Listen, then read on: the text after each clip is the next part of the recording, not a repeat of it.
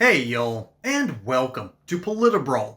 My name is Brian, and Mike Flood once again just blows the doors off of Morning Joe, who had to, by the end of this video, admit he's right about everything.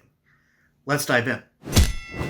So I've seen some reports. The Nebraska Rural Health Association said that it's possible that at least 6 rural hospitals may have to shut down because of the passage of this bill. The Curtis Medical Center, which I think is in your district, also facing some real challenges. You disagree with their conclusions, the Nebraska Rural Hospital Association? The Curtis Medical Center is a doctor's office in Curtis, a town of 300 people, and it has an average of 4 patients a day. And that is in Adrian Smith's district. So a lot of this got blown out of proportion. I think if you talk to the hospital administrator from McCook, Nebraska, he'd regret joining the fray on that issue, because you talk about Curtis, Nebraska, 300 people, a doctor's office, 4 patients a day. All right, so let's move on. Point well made there. Okay. And then the Nebraska Rural Health Association saying at least 6 rural hospitals would have to close because of this bill. Do you disagree with that? Well, the Rural Hospital Fund that we put together, the $50 billion, is going to help immensely. And by the way, Chuck Schumer's plan would get rid of that, which was very frustrating. Here's the deal. Some hospitals in America that are rural hospitals are going to eventually have to transition from being acute bed hospitals into being like an emergency room model. And that happened in Friend, Nebraska, under Joe Biden's leadership, which was the right thing to do. I think this Rural Hospital Fund is going to allow us to think creatively about what kind of services we need in really small towns. I mean, if you're in a town of 700 people, you have to look at your market, see what you can do, and then use the government resources the most wisely. That is what the Rural Hospital Fund will allow our rural hospitals to do. Well, but you are obviously aware. I mean, rural hospitals have been at risk over the past decade. Are you saying that even with these cuts, that crisis is not made worse? Well, in my home state, we are on the upward trend. Listen, I live in a rural community. There's 25,000 people in my town. I watched my wife give birth to both of our children here. I've had great cardiac care. We have good cancer care. My wife went through breast cancer. I live in rural America. I am part of rural America. I know that when my wife was going through her procedures, she went to Albion, Nebraska for a special sized scan in a town of 1,500 people. We do have resources out here, and our hospitals and doctors are providing great care. And I wouldn't be saying this if I didn't live it. I live it. Right. I live in it. I love it. Congressman, President Trump and some at the White House has suggested as part of this shutdown that there might be mass layoffs or perhaps of federal workers, or perhaps those who work for the federal government won't be paid their back pay once the furlough ends, the shutdown concludes. That would be illegal, most believe. Do you think that is an appropriate rhetoric? Do you agree with the president's decision there?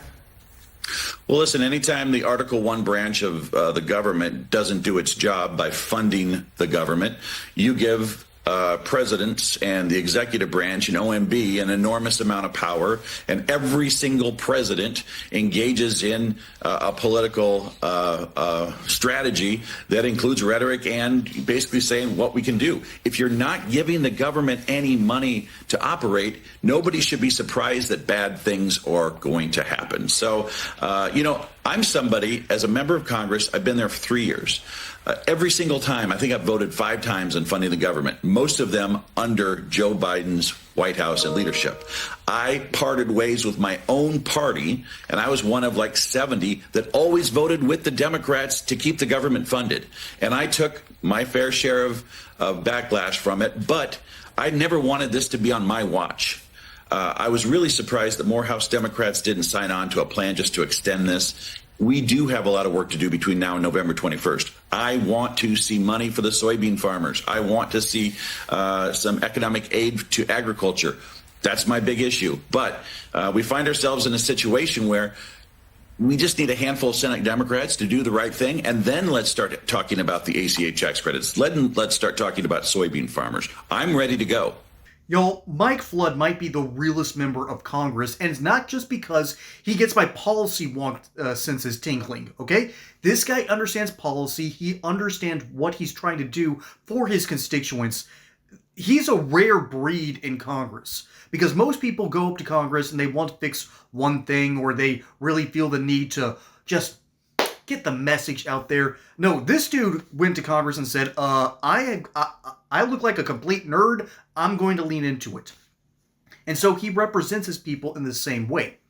Now, there's something very interesting going on in this video. And the first thing I want to point out is the body language of the female broadcaster. Just going from this with a scowl on her face, like, how dare you, sir?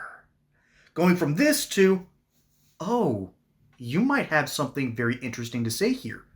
Quite literally, he convinced her on camera. Do you know how rare that is? To convince a Democrat on a live camera stream to go from, how dare you, defund things that aren't being funded properly, when it turns out actually they are being funded properly. And he can't spill the full beans because he's talking about policy, but I can. And one of my favorite jobs was actually delivering medical supplies. And so I got to interact with 4 different kinds of hospitals inside the northern part of the state of Georgia. I gave medical supplies everywhere from Opelika, Alabama, all the way to Athens, Georgia, to Chattanooga, Tennessee. And there's 4 kinds of hospitals. There are the independent hospitals. These are the ones that either operate in other states or they do their own thing. Then you've got Piedmont, Wellstar, and Northside. Northside's the expensive one. They usually have their act a little bit more together, but again, you pay through the nose for Northside. Northstar's a church in the area. Okay, yeah, I'm having to keep everything together for this one. Piedmont is the one that has this weird urban-rural connection, because there's a big hospital, a part of the Piedmont system in Piedmont, Atlanta, and it's a pain. It is a pain to deal with. And then you have all of its rural affiliates. These are the hospitals that you know are more subsidized, but you are going to get more personalized care because they have to. They have to have special specialists. They have different ways of doing their outpatients. And then you have Wellstar. Wellstar is the one that gives you the best bang for your buck, but you also know that you're probably getting shorted just a little bit. So these are the different models that will do things. But I also happen to be working in between these hospital systems for a company called Owens & Minor. And that company worked with all these hospitals to give them a multitude of supplies. And so I wasn't on the trucker end, I was on the specialist end. And then, of course, UPS had to undercut our budget. I mean, you can't spell up yours without UPS. I'll never forgive them for that one. But by all means, keep giving me the useless stuff I buy on Amazon. So these different hospitals have different models. They have different ways of bringing in supplies. They have different ways of bringing in specialists. And then here's something odd that I found. And it's going to make sense in just a minute. Let me spell it out for you. Family physicians comprise of only 15% of the U.S. outpatient physician workforce nationwide, but they provide 42% of the care in rural areas. Rural hospitals, and again, this is why I specifically bring up Piedmont, they have more rural places. They've got places in Covington, Jasper. They've got all the satellites of the satellites when it comes to Georgia. And the reason that they're so effective is because of a lot of subsidies given to them by the federal government. And this has them on edge. What Mike Flood is trying to emphasize is, on one hand, we're cutting part of the subsidies. On the other hand, we're raising the rural hospital fund.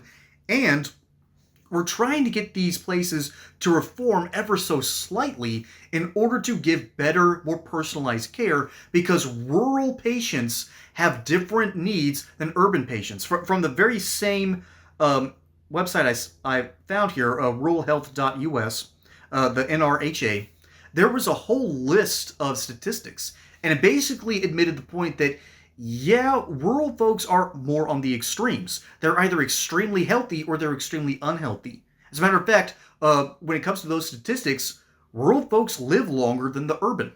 And so the whole reason I'm bringing up outpatient and these different hospital models is because I've actually worked with them. I've actually seen how a lot of this stuff works. And it's a very convoluted system. And what Mike Flood is essentially saying is, yeah, we're trying to put them in a position to adapt. And that whole idea changed the entirety of this Morning Joe panel from this scowling, how dare you cut this funding, to, oh, that makes total sense. And it's amazing when you see these moments happen, because it's like a light bulb switching on. These people are starting to understand that these Republicans, oh, we're actually good at governing, and we actually know what we're doing. Because the Democrats that watch shows like Morning Joe are just not used to good government at all. Bless their hearts. Folks, my name is Brian. Hope you enjoyed this segment here on Politibrawl. Don't forget to like and subscribe, and let me know what you think down in the comments below. Catch you on the next one. Until then, y'all have a good one.